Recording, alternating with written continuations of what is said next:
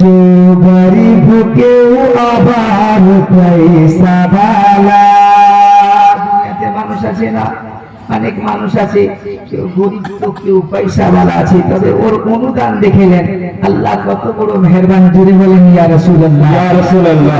আপনি বলছেন খুবই হালকা ছন্দ, কে বুঝিবে তোমার ভেদে মাওলা, কেউ গরিব কেউ আবার পয়সাওয়ালা, কেউ সকালে ধনী হয়ে মৌলা, কেউ গরিব কেউ আবার সন্ধ্যাবেলা।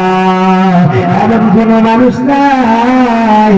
আল্লাহ রাব্বুল আলামিন বলতে আছেন, হে মানুষ, আমি তোমাকে টাকা দিয়ে থাকি, তোমার মধ্যে অহংকার দেখতে রাজি নাই।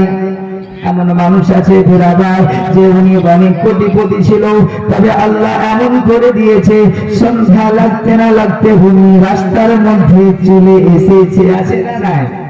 বলে অনেক মানুষ আছে তাতে বসে আল্লাহর নবীর গুণগান শুনতে আছে, তবে বলেন আল্লাহ ওই ব্যক্তি যদি মারা যায় তবে ওনাকে জাহান্নামে দিতে পারবে? পারবে না। সুবহানাল্লাহ। আল্লাহ আপনারা যদি চাইতেন এখন তাড়াতাড়ি বাড়ি গিয়ে চট করে নরম বিছানাখানা লাগিয়ে আপনারা কি আরামে ঘুম নিতে পারতেন, তবে আজকের দিনটাই না।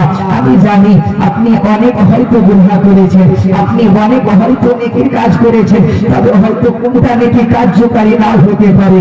বিরাদার, আমার পর্দার আড়ালের মা বোন, আজকে এলান করে দিতে চাই আমি যে আজ থেকে আপনারা এই মাহফিলে বসে তওবা করে আমি জানি না হয়তো কোন আলিমের মুখে শুনেছি না শুনতে পারিনি, আজকে থেকে আমি আল্লাহর রাস্তাতে তওবা করে যাচ্ছি। যে চুগলখড়ি করেছে, যে বাদগিবাজি করেছে, যে বেনামাজি হয়েছে, আজকে তওবা করে নাও, তুমি জান্নাতি মানুষ হবে। সুবহানাল্লাহ, সুবহানাল্লাহ।